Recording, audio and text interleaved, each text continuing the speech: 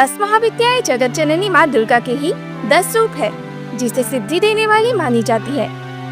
महाविद्या का शाब्दिक अर्थ है महा अर्थात महान या विराट, और विद्या अर्थात ज्ञान है। तंत्र साधना और तंत्र विद्या में 10 महाविद्याओं का विशेष महत्व है। 10 के अंक का सनातन धर्म में अपना ही एक महत्व रहा है। जैसे कि दिशाओं की कुल संख्या भी 10 है, जो 10 महाविद्याओं की प्रत्येक दिशा है। गुप्त नवरात्रि के दौरान इन 10 महाविद्याओं की आराधना की जाती है। हर एक महाविद्या और उनकी उत्पत्ति की कहानी के बारे में विस्तार में जानने के लिए आप हमारी 10 महाविद्या सीरीज जरूर देखें, जिसका लिंक आपको डिस्क्रिप्शन और कमेंट सेक्शन में मिल जाएगा। तो आज हम जानेंगे कि 10 महाविद्याएं आखिर कौन है, इनकी उत्पत्ति कब हुई, स्वरूप और महत्व। तो वीडियो को अंत तक जरूर देखें और चैनल को सब्सक्राइब जरूर कर ले। यह बात तब की है जब माता सती के पिता प्रजापति दक्ष ने एक विशाल यज्ञ का आयोजन किया था, जिसमें उन्होंने सृष्टि के समस्त देवी देवताओं, यक्ष, गंधर्व, किन्नर आदि सभी को आमंत्रित किया था, परंतु उन्होंने महादेव और मां को आमंत्रित नहीं किया था। प्रजापति दक्ष ने यह यज्ञ इसीलिए आयोजित किया था ताकि वह महादेव का अपमान कर सके और उनसे उनकी पुत्री माता सती से विवाह करने के कारण बदला ले सके। जब माता सती को यह ज्ञात हुआ तो वह बहुत दुखी हो गई, लेकिन फिर भी उन्होंने उस यज्ञ में जाने का निर्णय लिया। मां ने महादेव से यज्ञ में जाने की अनुमति मांगी, परंतु महादेव त्रिकालदर्शी होने के कारण यज्ञ में जाने का परिणाम जानते थे, इसलिए उन्होंने मां को वहां जाने से रोका। इस पर माता सती अति क्रोधित हो गई और उनका क्रोध देखकर महादेव वहां से प्रस्थान करने लगे।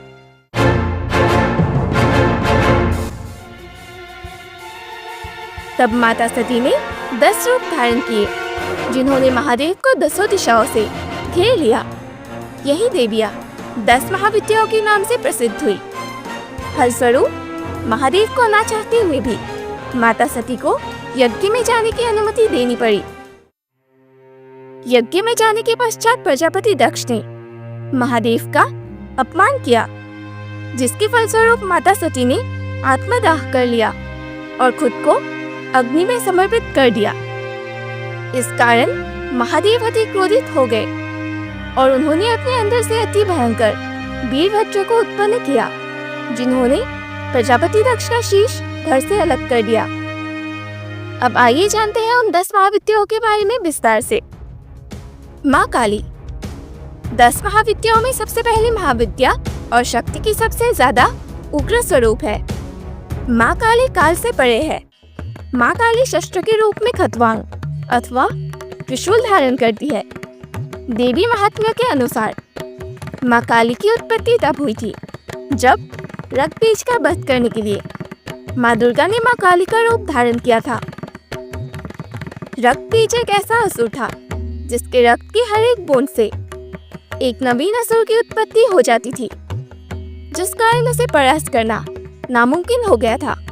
तब माँ दुर्गा ने माँ काली का रूप धारण किया और रक्तबीज के रक्त का पान करने लगी, इससे पहले कि रक्त की एक बूंद भी भूमि पर स्पर्श हो। माँ महाकाली को अति भयंकर रूप में युद्ध भूमि पर खड़ी अपना एक पग महादेव के वृक्षस्थल पर रखी हुई जिह्वा बाहर निकलता हुआ दर्शाया जाता है। माँ श्यामवर्ण यानी कि काले रंग की है और वो चतुर्भुजी है। दूसरी महाविद्या है माँ तारा, जो ज्ञान एवं मोक्ष प्रदान करने वाली देवी है। माँ तारा को नील सरस्वती भी कहा जाता है। माँ तारा शस्त्र के रूप में खड्ग, तलवार और कैंची धारण करती है। माँ तारा की उत्पत्ति समुद्र मंथन के दौरान हुई थी, जब महादेव ने सृष्टि की रक्षा के लिए हलाहल विष का पान किया था, लेकिन उस हलाहल के प्रभाव से महादेव के गले में जलन होने लगी। तभी माँ ने माँ तारा का रूप लिया और उन्होंने महादेव को एक शिशु के रूप में परिवर्तित करके अपने गोद में लिया और उन्हें स्तनपान कराया। माँ तारा का स्वरूप नीले रंग का बताया गया है। माँ नरमुंड माला तथा व्याघ्रचर्म धारण करती है। माँ काली के ही समान माँ तारा का भी जिह्वा बाहर किए हुए दिखाया जाता है। तीसरी महाविद्या है माँ त्रिपुर सुंदरी। त्रिपुर सुंदरी अर्थात तीनों लोकों में सबसे अधिक सुंदर। माँ त्रिपुर सुंदरी को ही षोडशी, ललिता, राजराजेश्वरी आदि नाम से जाना जाता है। माँ त्रिपुर सुंदरी को महारानियों की भी महारानी कहा जाता है। माँ त्रिपुर सुंदरी को षोडशी, जो कि एक 16 वर्षीय सुंदर कन्या के रूप में दर्शाया जाता है। माँ त्रिपुर सुंदरी को 16 प्रकार की इच्छाओं का प्रतीक माना जाता है। एक कथा के अनुसार माँ त्रिपुर सुंदरी की उत्पत्ति तब हुई थी जब एक भयंकर असुर सब पर अत्याचार कर रहा था, और तब देवताओं के आह्वान पर माँ ने त्रिपुर सुंदरी का रूप धारण कर उस असुर का अंत किया।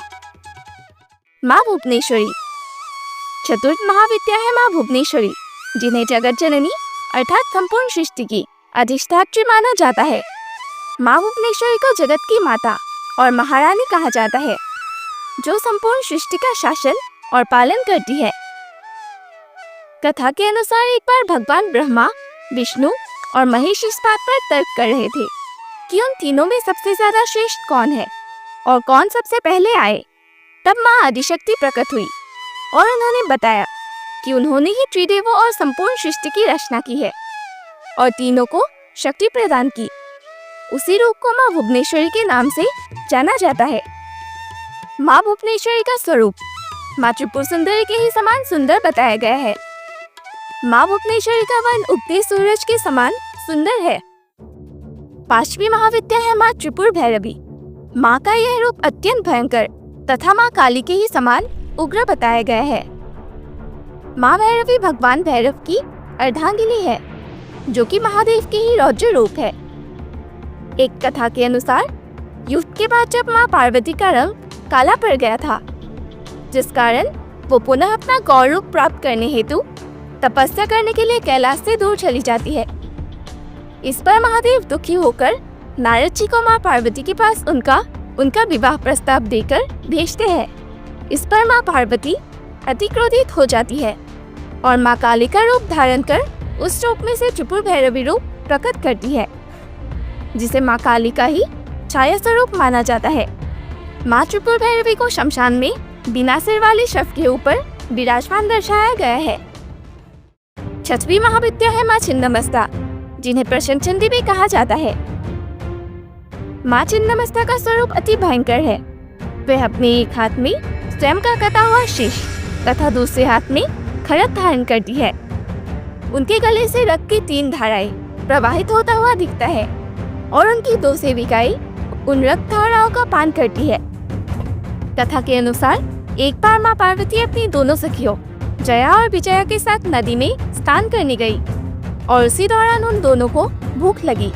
माँ पार्वती ने तब उनकी भूख मिटाने के लिए अपना ही शीश थर से अलग कर दिया और उन्होंने उन दोनों को अपने रक्त का पान कराया और उनकी भूख शांत की। 7वीं महाविद्या है माँ धूमावती, जो कि एक विधवा और अशुभ एवं अनाकर्षक वस्तुओं से संबंधित है। माँ धूमावती सदा भूखी रहती है और कलह उत्पन्न करती है। माँ धूमावती के स्वरूप और स्वभाव की तुलना देवी लक्ष्मी से की जाती है, जो कि माँ लक्ष्मी की ज्येष्ठा है। कथा के अनुसार एक बार माँ पार्वती को अत्यंत भूख लगी और उस समय उनके पास खाने को कुछ नहीं था। उस समय माँ पार्वती महादेव को ही निकल गई थी, जिस कारण उनका रूप वृद्ध हो गया था और उनके मुख से धूम यानी कि धुआं निकलने लगा, जिस कारण उन्हें धूमावती कहा जाता है। महादेव के अनुरोध करने के बाद माँ ने उन्हें मुक्त किया, लेकिन इस घटना से क्रोधित होकर महादेव ने उन्हें विधवा रूप धारण करने का श्राप दिया। अन्य महाविद्याओं के विपरीत वह कोई भी आभूषण धारण नहीं करती। माँ धूमावती पुराने और मलिन वस्त्र धारण करती है। 10 महाविद्याओं में से 8वीं देवी है माँ बगलामुखी, जो कि वशीकरण की देवी है। बगला शब्द संस्कृत मूल के शब्द बलगा से लिया गया है, जिसका अर्थ है अंकुश या लगाम। माँ बगलामुखी वह शक्ति है जो मारन, मोहन, उच्चाटन, स्तंभन, वशीकरण ये सभी शक्तियाँ रखती है। इन्हीं को स्तंभन की देवी माना जाता है।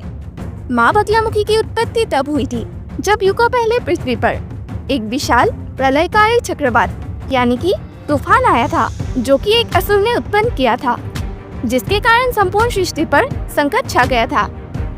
इस संकट के निवारण हेतु सभी देवता नारायण के पास गए और उनसे संकट के निवारण हेतु प्रार्थना की। तब नारायण जाकर सौराष्ट्र प्रांत में हरिद्रा सरोवर में जाकर माँ त्रिपुर सुंदरी को प्रसन्न करने लगे और उसके हेतु घोर तपस्या करने लगे। तब उनसे प्रसन्न होकर माँ त्रिपुर सुंदरी प्रकट हुई और उन्होंने अपने अंदर से एक नवीन देवी माँ बगलामुखी की उत्पत्ति की। माँ बगलामुखी ने अपनी शक्ति से उस असुर का स्तंभन किया और विषम तूफान को शांत कर दिया। 9वीं महाविद्या है माँ मातंगी, जिन्हें तांत्रिक सरस्वती भी कहा जाता है। माँ मातंगी माँ सरस्वती के ही समान वाणी, संगीत, ज्ञान तथा कलाओं को नियंत्रित करती है। माँ मातंगी को उच्छिष्ट का अवतार माना जाता है, जिसका अर्थ है हाथों तथा मुख पर शेष बचा हुआ भोजन। इसीलिए उन्हें उच्छिष्ट छंदालिनी एवं उच्छिष्ट मातंगिनी के रूप में भी जाना जाता है। उन्हें भोग में झूठा भोजन अर्पित किया जाता है। एक कथा के अनुसार माँ मातंगी की उत्पत्ति तब हुई थी जब एक बार लक्ष्मी नारायण महादेव और माँ से मिलने कैलाश पहुँचे। माँ पार्वती ने लक्ष्मी नारायण के लिए भोजन का आयोजन किया, परंतु भोजन ग्रहण करते समय भोजन के कुछ अंश भूमि पर गिर गए थे। उसी भूमि पर गिरे भोजन से एक सुंदर कन्या उत्पन्न हुई और उसने उच्छिष्ट यानी झूठे भोजन का आग्रह किया। तब शिव शक्ति और लक्ष्मी नारायण चारों ने उन्हें प्रसाद के रूप में उच्छिष्ट भोजन प्रदान किया। वही देवी मातंगी कहलाई। माँ कमला 10वीं महाविद्या है, जिन्हें तांत्रिक लक्ष्मी कहा जाता है। माँ कमला को देवी का सर्वाधिक सर्वोच्च रूप माना जाता है, जो देवी का पूर्णतः कृपामयी एवं दिव्य स्वरूप है। उनका न केवल माँ लक्ष्मी के साथ तुलना किया जाता है, बल्कि उन्हें माँ लक्ष्मी ही मानी जाती है। माँ कमला अपने भक्तों को संपत्ति, समृद्धि, उर्वरता, उपज तथा सौभाग्य प्रदान करती है। माँ कमला धन एवं धान्य दोनों की देवी है। माँ कमला की उत्पत्ति तब हुई थी जब ऋषि दुर्वासा के शाप के कारण श्री यानी कि माँ लक्ष्मी सहित चंद्रमा, ऐरावत आदि सभी समुद्र में विलीन हो गए थे, जिस कारण समुद्र मंथन हुआ। उसी दौरान माँ लक्ष्मी पुनः समुद्र से प्रकट हुई और पुनः लक्ष्मी नारायण का मिलन हुआ। उसी रूप को माँ कमला के नाम से जाना जाता है। तो यह थी 10 महाविद्याओं की विशेष जानकारी। अगर कहानी पसंद आई तो वीडियो को लाइक, शेयर और चैनल को सब्सक्राइब जरूर करें। साथ ही हमारी सीरीज 10 महाविद्याओं को देखना ना भूलें, जहां आपको विस्तार में 10 महाविद्याओं के बारे में जानकारी मिलेगी। मिलते हैं जल्द ही, तो जुड़े रहिए हमारे साथ। हर हर महादेव, जय माता दी।